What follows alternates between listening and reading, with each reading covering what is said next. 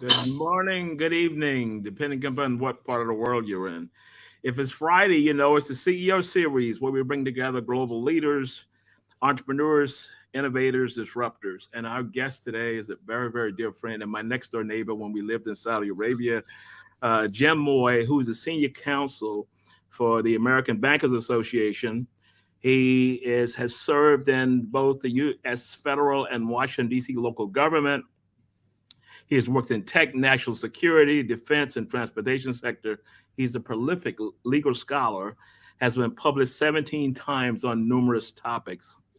He's also worked abroad, as I said, supporting the U.S. military and its allies in the Middle East.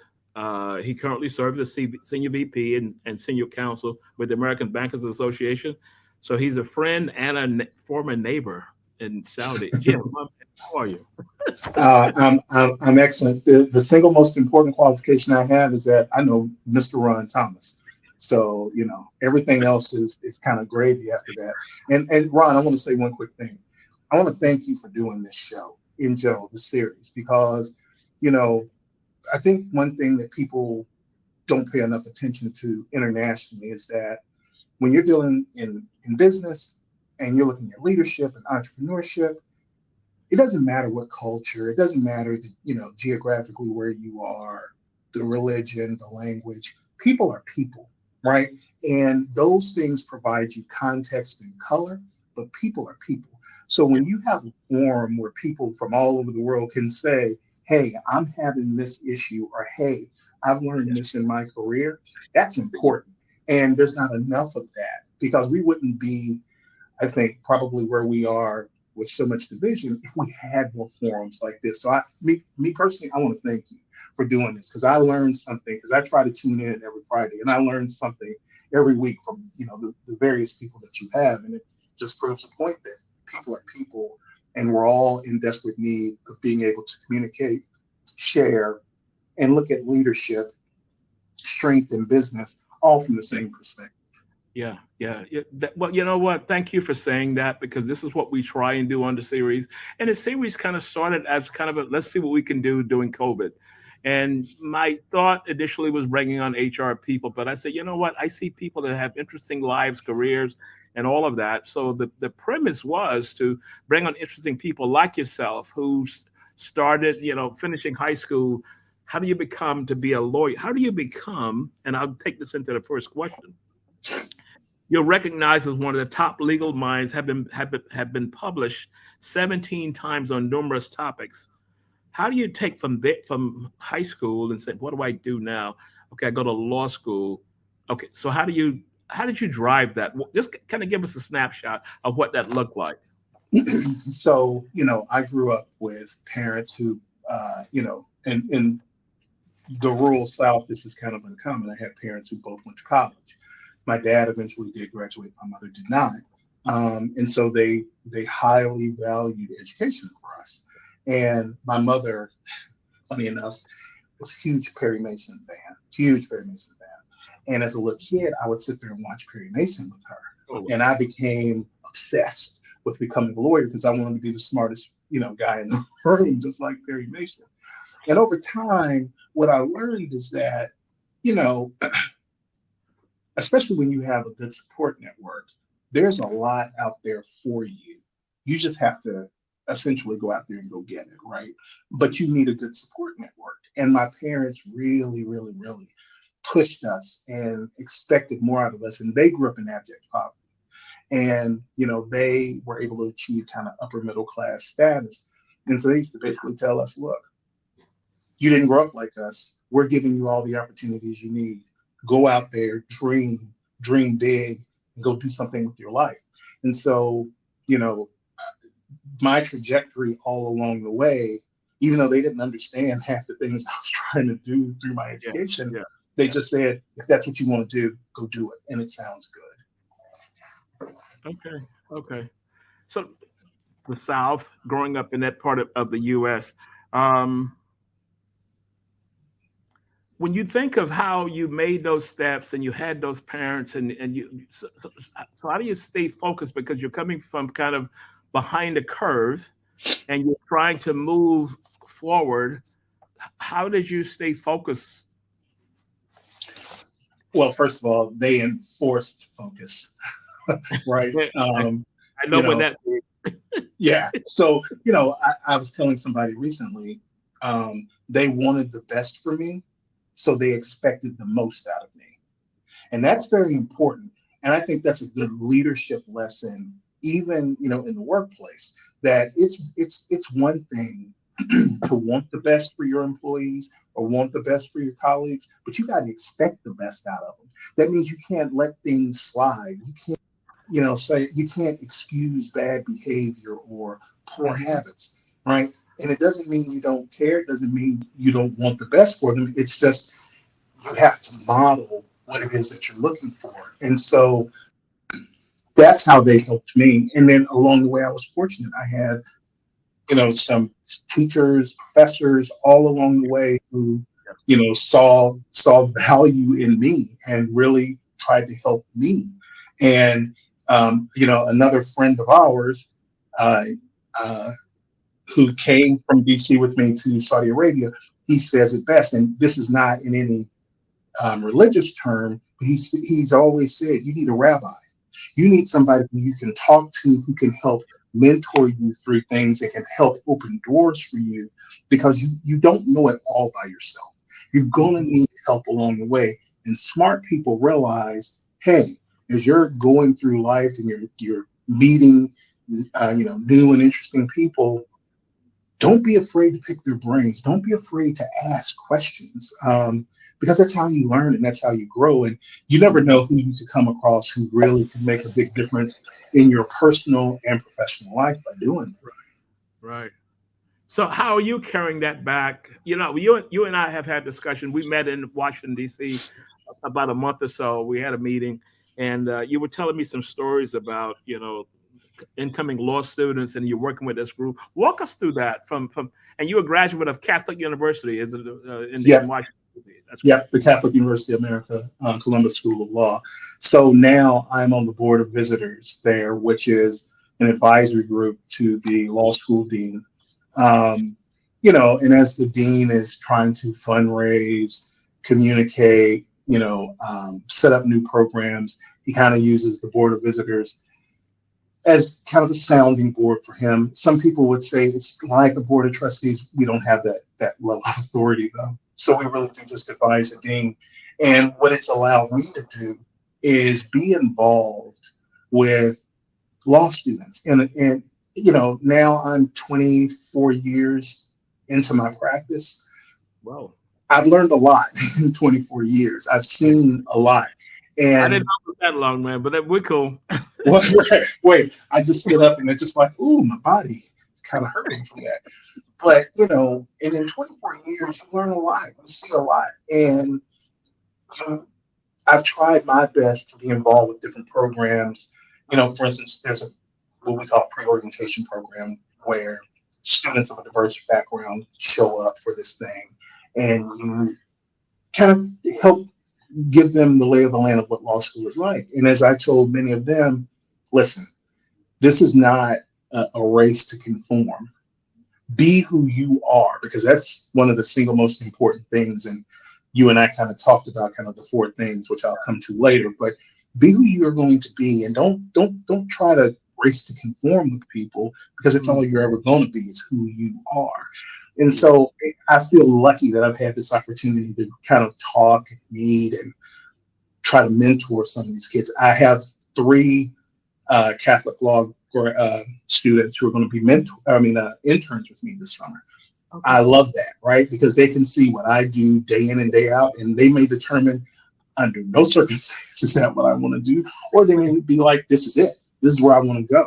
And I feel like it's my obligation and responsibility to be able to give them that opportunity to see that. So, when we had lunch and I was on my way back to New York, I was thinking about, the statement you just made about be who you are. And I told a story for the audience. I told Jim told me his story. I told him my story. My story was when I was at IBM, just starting into sales, and I knew all the features, benefits, and trying to sell and all this stuff. And it was also robotic. and an older sales guy went out with me, the kind of guy that walks around with a toothpick in his mouth. He's got everything figured out. And he told me that never be afraid to let yourself come through. Always be yourself. He said, because what you're doing now, you're acting like someone else. And as soon as I kind of switched that motif, I was able to sell because I knew the people, they knew me, and all those kinds of things. So that's important. So, so as you mentor these young law students, because one of the things you mentioned, they may decide this is for me or this is not for me. How do you guide that kind of a conversation if someone came to you at the end of an internship and said, maybe, maybe not, whereas the other one said, oh, yes, I really want it. Yeah. So if someone said to me, I don't think this is for me, I'd be like, okay, that's okay. So what is it that you want to do? Because I'm a big believer that to the best extent possible, kind of follow your heart, right? And so if you are doing something because your mom or dad says, well, you should go do that, or you see everybody else and they're doing a certain thing, if that's not where you are, sure, you may actually end up being somewhat successful at it, but you're going to be a miserable individual. Oh. Because one of the things I also kind of tell these law students, and I also talk to colleagues about this all the time, when you become a successful person, it requires something of you. You don't get that for free. You're going to have to give up something along the way. You're going to have some sleepless nights. You may, unfortunately, it may have something on your mental health. It may have something on your physical health. It may impact relationships, but nothing in this world is free. And, law students are always driven by money because you're in so much debt when you go that you're kind of focused on money. And I said, money is not free. It never has been, and it never will be. So don't necessarily focus on money because that's just not the right way to go. And, all of us on this end of our career will tell you the money couldn't possibly compensate you for missing a child's birthday, for broken relationships, for, harmed mental health or harmed physical health, because certain things, when they break, they can't be repaired. So you have to think of the world in a more holistic manner than that, and not be driven by a tool, because that's all money is. Money is a tool. So I just try to inform them that the world is much bigger than titles and money and all of that stuff, because it takes a lot to get there. It takes a lot to get to working at Martha Stewart. It takes a lot to get to working in the Middle East. It's just not easy. So, yeah. You mentioned, the things that you think about when it's not, and you talked. I thought about the ceiling. When you lay in bed at night and people are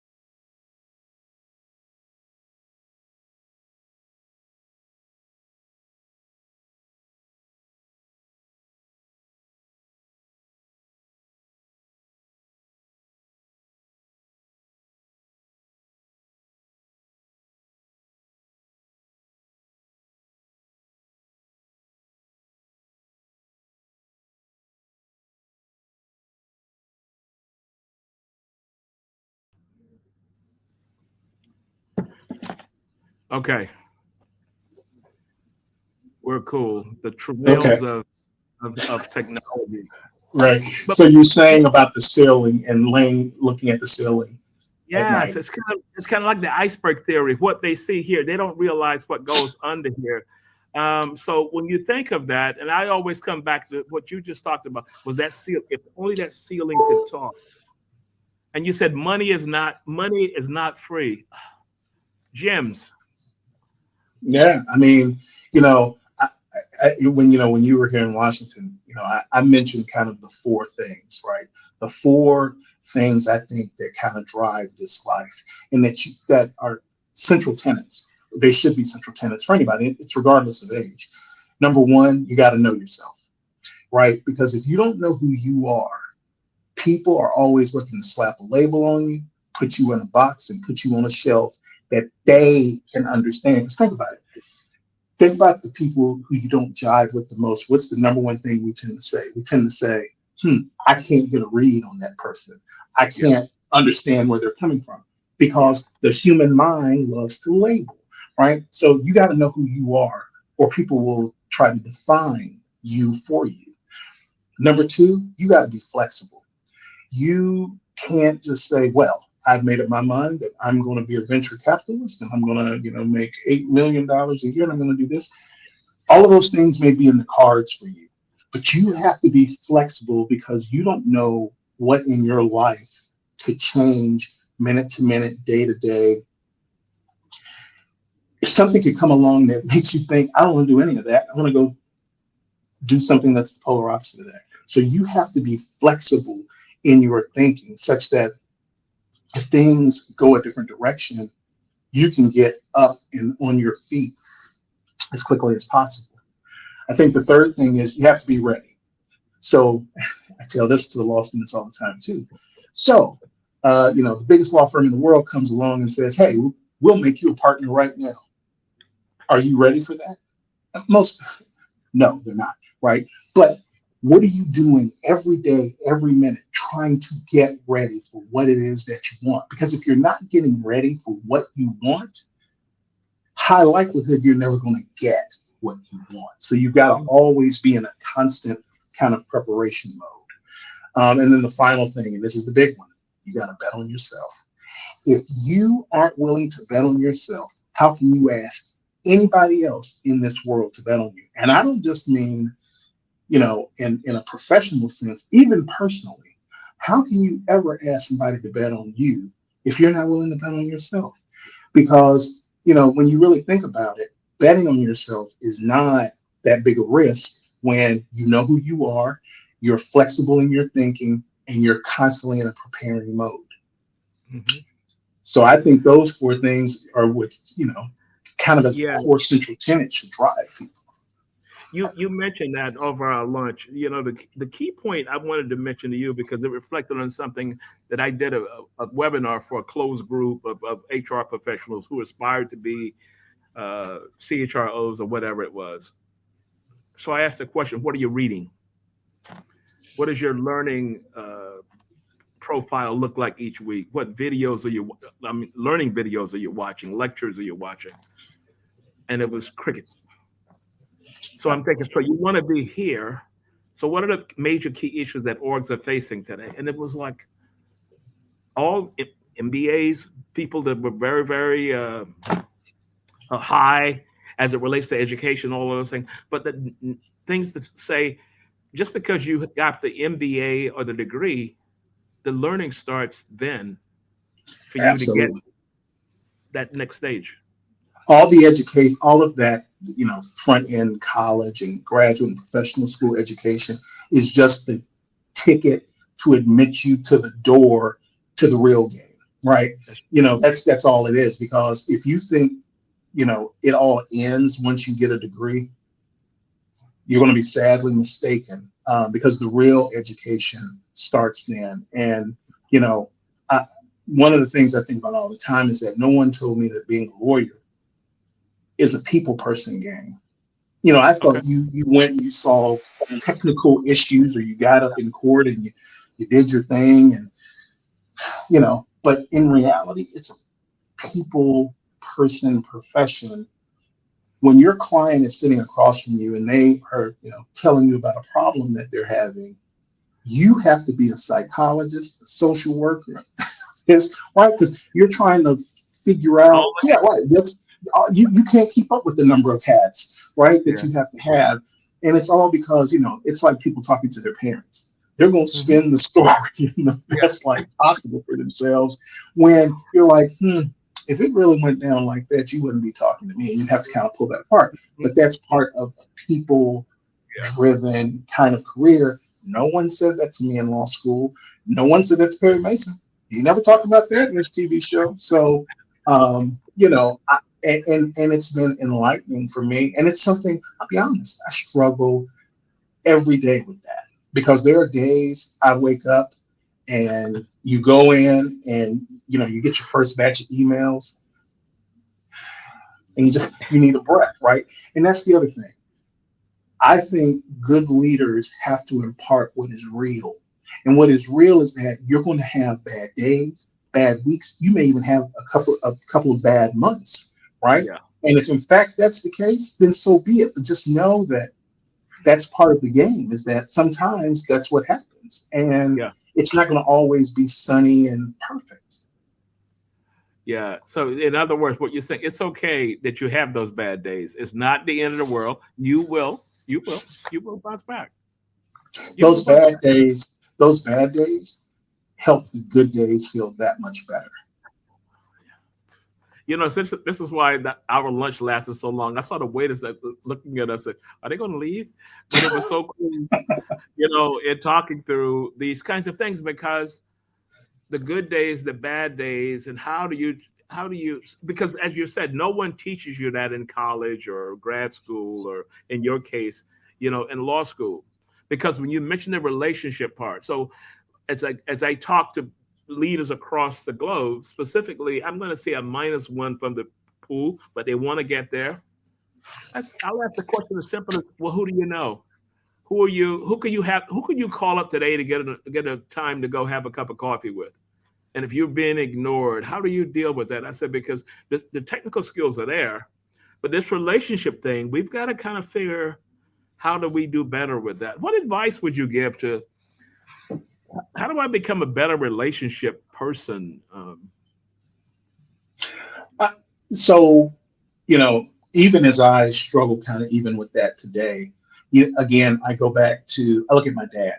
So my dad was a middle manager in a Fortune 500 company. In headquarters, he was the highest ranking African American there. And he was just middle Okay, management. cool. And I could not understand. I mean, and remember, we're in the rural South, how he kind of made it day to day. And part of it was he went in every day with the right attitude. He knew people would say off color things. He knew there were people who probably were not invested in his success. Irrelevant. He went in and he could control his attitude, and his attitude was right as best he could make it every day. Yeah, He, tried to be affable to people, right? And again, even when people don't care for you, don't turn your face up, don't act in some contrarian manner. He controlled it as best he could. So I think yeah. that's the number one thing, is you have to get your attitude right. Hmm. I think number two is you have to actively look for people who you can align with, right? Because that's how you start building the relationships, is you find people who are your people, and you can start, it becomes kind of sharing ideas, and it becomes your community, and you can kind of blossom when you find people who are your people. But sometimes it requires that you actively look for them. They're not going to just fall out of the trees to you. And especially if you're a deeply introverted person, it's that much harder. And the person you might connect with may be equally deeply introverted. Therefore, it wasn't going to be just this easy, natural thing. Hmm. It took some cajoling to get that out there. So I think you have to actively go look, no matter how uncomfortable that may be, but go actively look for people who you can align with.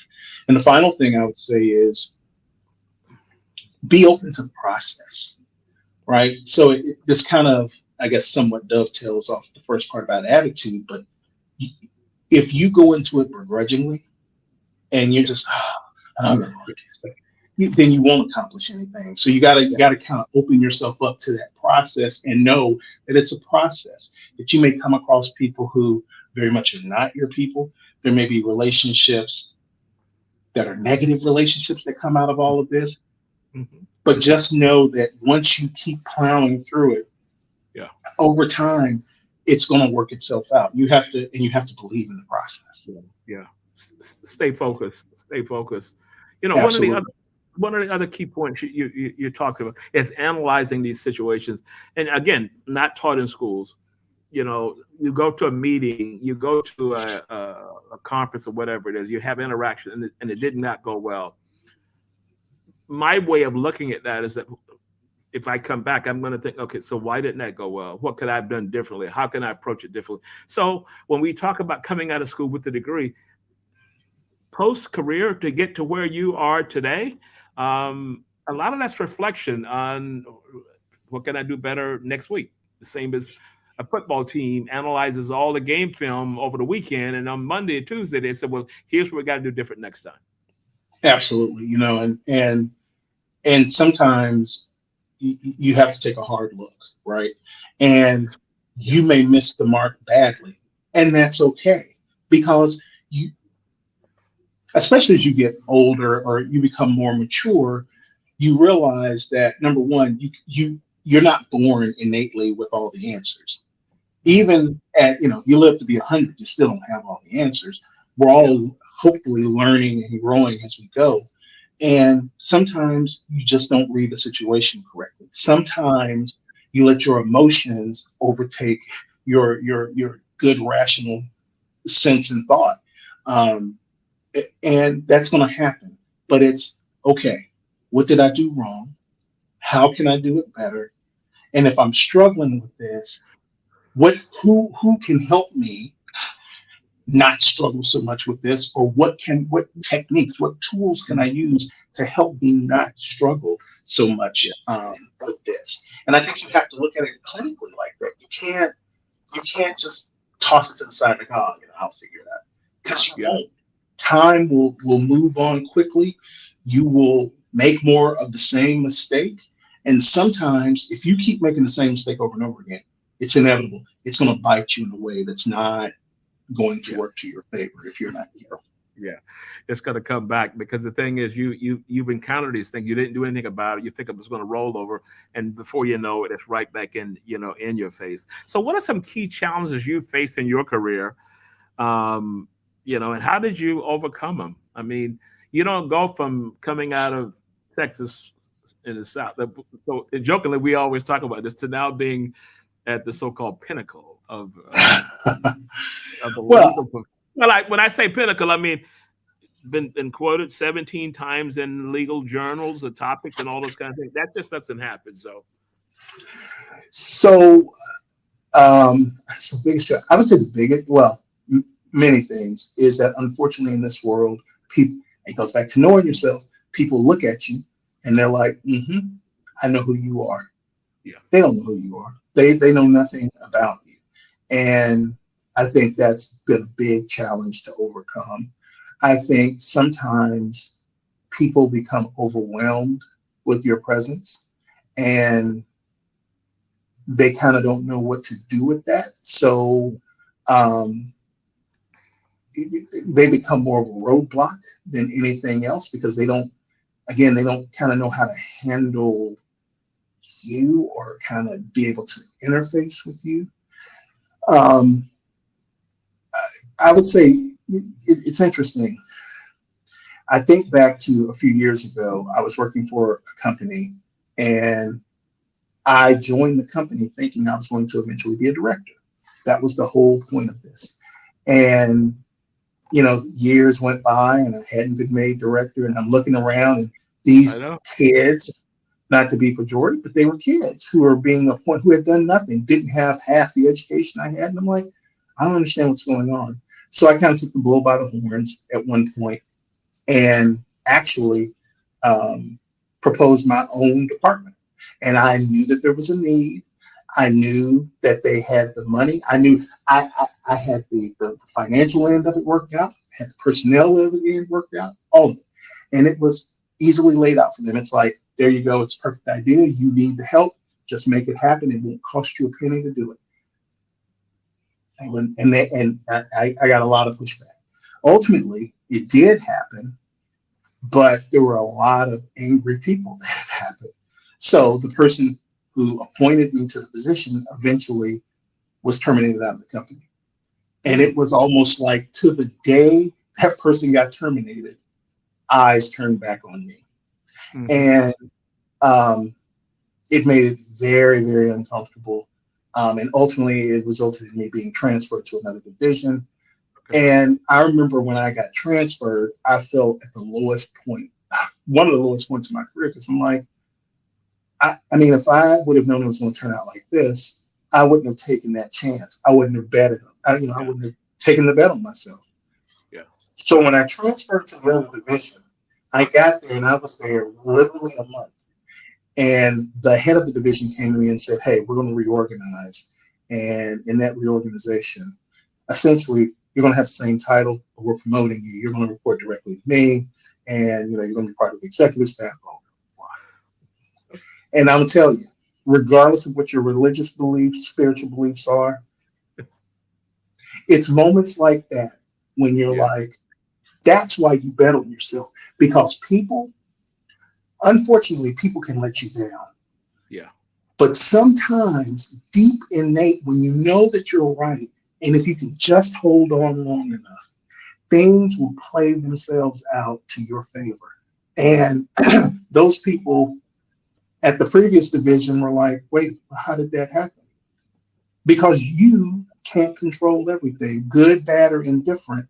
And someone else saw the value in what I was trying to do and liked that and felt comfortable not just buying into it, but literally going all in on it. And Yeah. so, those types of challenges where you just feel low and you don't feel like there's anyone you can talk to, and it comes in a kind of a different way for everybody. The thing I would tell people is hold on, because sometimes, man, it feels like that light at the end of the tunnel is definitely a train, but it turns out it's daylight. But you got to Yeah. hold on long enough to know that it's daylight and not that train. Oh wow! I'm laughing as you're talking through that because again, we discussed this over lunch a month or so ago. Because when I made the decision to leave, Martha Stewart, people said you got to be out of your mind. I said, no, I'm just not feeling it. And I tried to figure out what was I going to do next. If I would not have made that move, I would not be living between Dubai and New York and traveling. Next week, I'm in Islamabad, Pakistan, giving a speech at a leadership conference. Was in Abu Dhabi this week, and the week before that, I was in Europe. None of this would have happened if I would have followed the structure. But I said, you know what? I'm not feeling it, and I'm going to make a move to do that. And you and I, discussed this. This is why, folks. This gentleman here and I go back.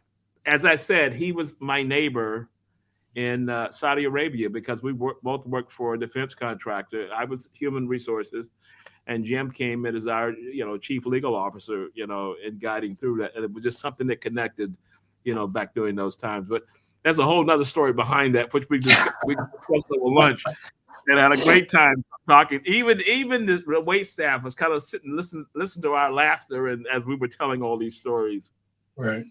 So, what do you find about the legal profession so rewarding? I mean, you're talking about the Perry Mason moment and watching that. A lot of people watch Perry Mason, they saw it as a show and moved on. A lot of people watch a lot of things and they just Right. moved on. But there's a hook or something that was there, and you were able to take that and build a career. Because that's an interesting analogy of for folks who from since we have a global audience. Perry Mason was probably the first legal show, and he solved every case in a half hour or 45 minutes or whatever it was. Yeah. The big thing about law is law touches every facet of human existence, right? So you have all these different, fields of law. You have intellectual property, wills and estates, criminal law. You have contracts. Contracts are, actually my specialty. So you have all these things where you're touching different elements of human life, and the reality is you can change people's lives. I have a very close friend who is a divorce lawyer. She sees people at their absolute worst.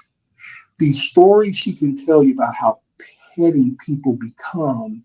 And I remember as she was, conveying a couple of stories to me, I said to her, divorces are just proxies for something else. Yeah. Because they're mad because this happened in the marriage, that happened in the marriage, you did this to me, I did that to you, so now I'm going to hurt you kind of thing. But the law really can change people's lives for the better. I was a prosecutor many, many, many years ago, and I prosecuted child abuse and neglect. Every day, that's hands down, best job I ever had, right? Because every day I could make some child's life better. I could make some family's life better. And I took that, I walked away from the US federal government to take that job because I felt like it was a call to go do something that made sense and that connected to the community. And I loved every day that I did it. And then it reached a point where I'm like, and we've had enough of this. We can on to the next thing because of internal bureaucracies and some other things. But that's what, to me, no matter what facet of law you're in, you can change people's lives for the better. And you can do things for them that other people can only dream of doing. So, when done properly and coming from the right perspective and doing it ethically, there's very little you can't do as a lawyer. And so, and we are, as much as people crack jokes about lawyers and say how we're this, we're that, when you're in trouble, who do you call? When something feels too big for you, who do you call? I'll tell you this final thing. I got a email last week from a family friend. His father had died. I had known his father basically from birth. His father had been a teacher to both of my parents, and our families had become very, very close as I was growing up. And they ran into a problem kind of over the estate and some other things. And while it's not what I do, he came to me and he said, "Hi, man, we've got this problem. Can you help?" Absolutely, I can help. And I the first pass of this, sure, I can help. And if it gets to be more than that, we'll figure out what to do from there. That's what I mean by, this family is grieving, and then they've got this problem that has cropped up, and I can go help relieve some of that. I can't bring him back, but I can relieve some of the kind of back end frustration they're feeling over the situation. Yeah. And that's what I mean by when you do it well and you come to it from the right perspective, you can actually change people's lives. You can be helpful to them. Yeah, well, our topic today was, legal to purpose-driven, and that's a purpose-driven. When you think about the story you told about, child abuse, and you went in there every day and said, "I'm going to make a child's life better," in doing that is so powerful, man. Because why do we do what we do? I mean, is there a passion behind what we do? When we get up in the morning, I always tell people, I say, what I do, I have a passion about it, and I cannot wait to wake up and go do what I do. But if I had a job and they told me, said, "Okay, you got to go here in this country on this week, and this country in this week," and it was just a job kind of thing, I probably would have quit. I don't know where I would probably be, back in New York or whatever it is, but this passion piece, and I think so many people are struggling with that. What advice would you give someone for, we talked about the law students you're working with, and I know you give a lot of speeches across the country.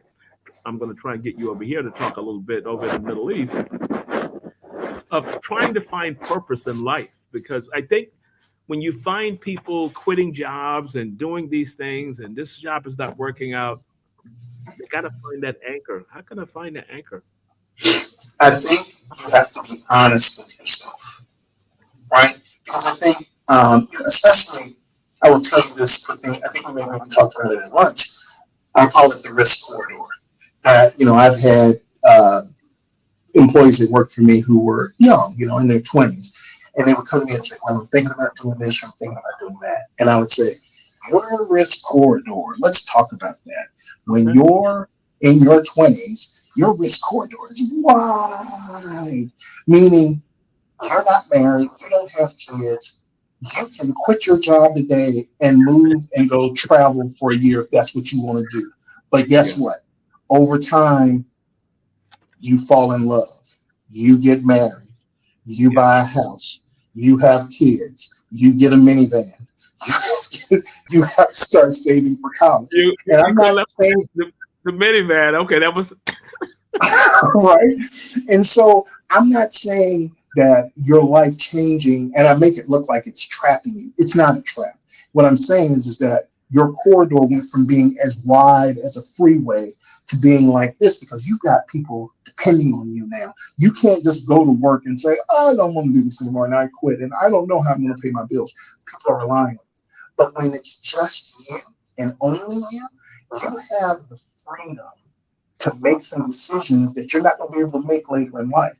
So what I would tell people is that even if you are married with kids and got the overbearing mortgage and got a lot of bills and you're not happy in what you're doing, it doesn't cost anything to start looking at things that may be more purpose driven for you. So if you're an accountant and you're doing that and you're making decent money, but it's not really what you want to do, Yeah. take a step back, embrace the fact that that's not what you want to do, and ask yourself, what is it that I think I would like to do? And it may take peeling the onion a little bit, right? It may take educating yourself on some things to determine, okay, I think that's something I may be interested in. And I think there are steps you can take to transitioning to something else. Meaning, let's use the accountant thing. So you're an accountant, you're not happy with it, and you determine that, my real calling is, I think I want to teach high school. Okay, so the beginning of that may be, maybe you take a volunteer opportunity on the weekends to teach English, to people, or you teach, a certain age group something on a volunteer basis, and it's a small commitment of time to see, in fact, if that's what you really want to do. You figure out it is, then it's like, okay, how can I step that up from there? So I think sometimes it takes, stepping it up, stepping it up, stepping it up. It probably will not be a fast process. And don't think it's going to be fast. And again, when your risk corridor is narrow, you have to also be careful, right? Because you got to make sure that the people or the things that are relying on you can continue to grow. Yeah. I had this same conversation yesterday because I think I mentioned I was in Abu Dhabi and a young lady that I had met years and years ago, who's now the CHRO for a major company, and she was talking to me about, I really didn't know the backstory, but what she was saying was that she went to school and she got a degree in what her parents told her to get a degree in. And she realized that when she got out and started working, that it was not what she wanted to do. She's going to be an upcoming guest on the show, Sarah. And she talked about how she stepped back and tried to figure out, she said, I'm not going to do this. So she had the fortitude to kind of step back and talk through the process that she went through to try and figure out, I know I don't want to do that. I'm not going to do it anymore. And I'm going to try and figure it out. And she started, working in training and development, and it ended up moving up. But I think a degree was in engineering or whatever it was, because the family said, this is the degree you should have. And this is why I always tell people, let your kids figure it out. Absolutely. And you know what? I come back to, again, I was blessed. My parents were like, well, that's great. You want to be a lawyer? Okay. If that's what you want to do, then okay, good, right? They didn't say, well, you have to be a doctor. You have to do this. Or you have to do that. The only requirement they had was, Sonny, you have to go to college and you got to get a job. Yeah. And you're not going to, and you'll be on the clock as to how long you can stay in this household, right? Yeah. And even, my parents have both since passed. I think your parents may have known my parents. That sounds cool. And they, like I said, they've since passed, but I look back on the things they provided and made available to me, and I can't say thank you enough. But again, a life I have, there are a lot of people I owe thank yous to. I couldn't possibly say enough thank yous to some of those professors and mentors along the way who some of the things I said today, in inadvertent ways, they said it to me about, holding on and it's going to be okay. And have you thought about this? Have you thought about that? And I mean, I joke about this, but if it all ended today, I can't complain one bit about the life I've had. I mean, Some people spend their whole lives and they never get to go anywhere. They never get to see anything. I've traveled to something like 37 countries. I've I've got to do things in my career that most people will never get an opportunity to do. And I'm fortunate that I wake up every morning and everything is okay, right? And so what I would again tell people is, number one, just be honest with yourself and know yourself. And if let me make a pitch for this too. If you aren't feeling well, because the pandemic really exposed this, you're not feeling good about where you are with your mental health, please don't be so proud that you can't go see somebody. Don't be so proud that you don't ask for help or that you don't raise your hand, because nobody's going to give you a gold medal for suffering. Right? I think that's what we've instilled, this crazy theory that, like, well, you suffer in silence. And it's like, no, you don't, because you're not just hurting you, you're going to hurt people around you as well. And so, if you're struggling with stuff, ask for help, because that's the only way it's ever going to get better. It's not going to magically make itself better. The previous workplace, we used to joke, it's like the rotten pork chop. A rotten pork chop doesn't magically get better. It only gets worse, right? So do you want that pork chop continuing to rot? No. So then don't, and it's hard. I'm not saying it's easy to ask for help, especially when you're a type A personality. It's very hard to ask for help. But you also have to be honest with yourself. And again, that's part of betting on yourself, right? Is being able to ask for help when you feel like you've kind of hit a wall for whatever reason. I read an article. You mentioned the COVID experience, and what I think COVID, I lost very close family members, but from an org perspective and from a people perspective, I think it probably was one of the greatest things to come along, because it kind of shook people out of a stupor, either in careers, either in bad marriages or whatever it was. And they had to kind of figure out what's going to be, next, as a result of that. Go back to an article I read that was in one of the big magazines about a CEO was struggling one Friday, and he decides to send out an email to 1,000 workers. And he said, I'm struggling. And he walked through how he was struggling. And he said, I'm sure you're struggling also.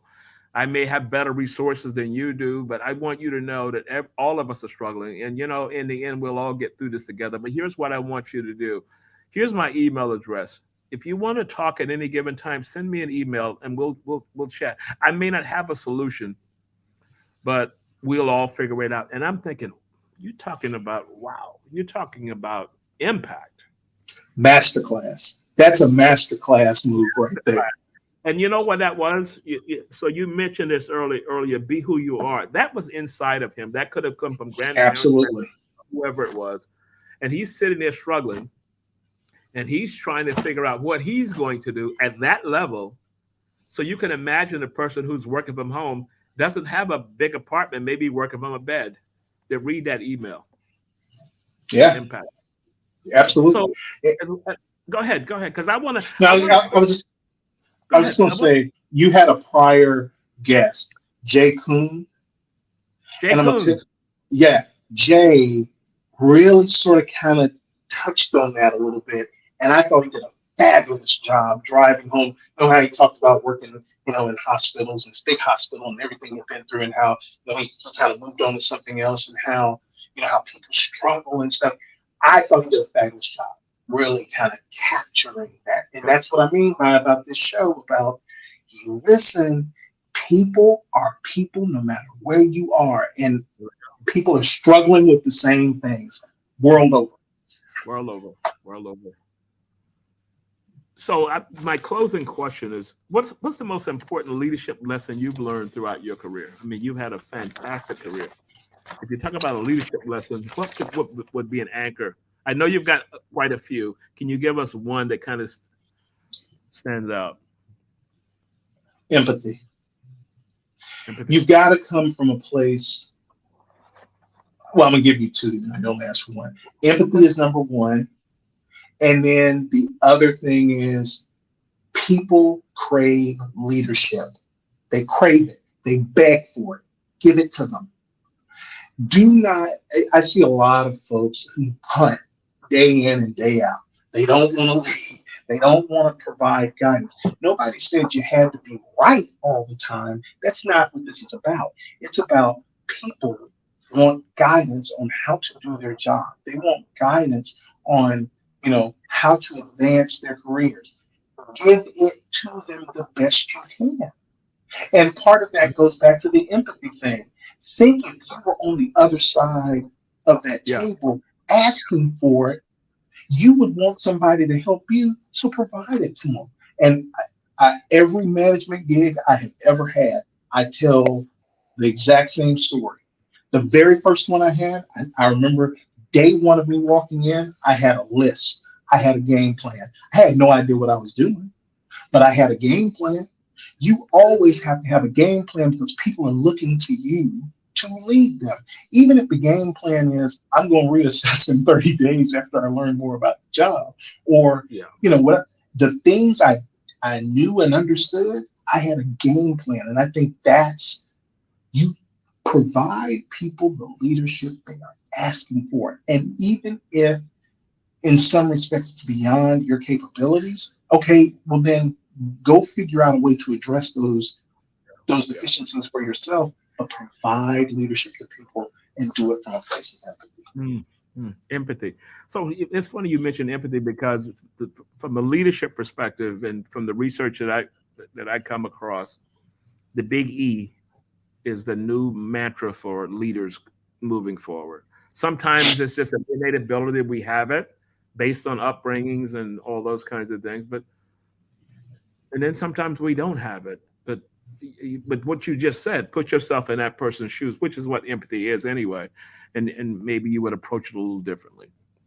And the one thing, and as we see so many violent outbreaks here in the U.S., it reminds us that you do not know what people around you are struggling with. Likewise, they don't know what you may be struggling with. And we have to start having a different leadership conversation, not just in this country. We need to have it in the world, but really here in the U.S., we really need to have a new conversation about we're missing the mark on connection some way, somehow. And, workplace violence is up, all of this stuff.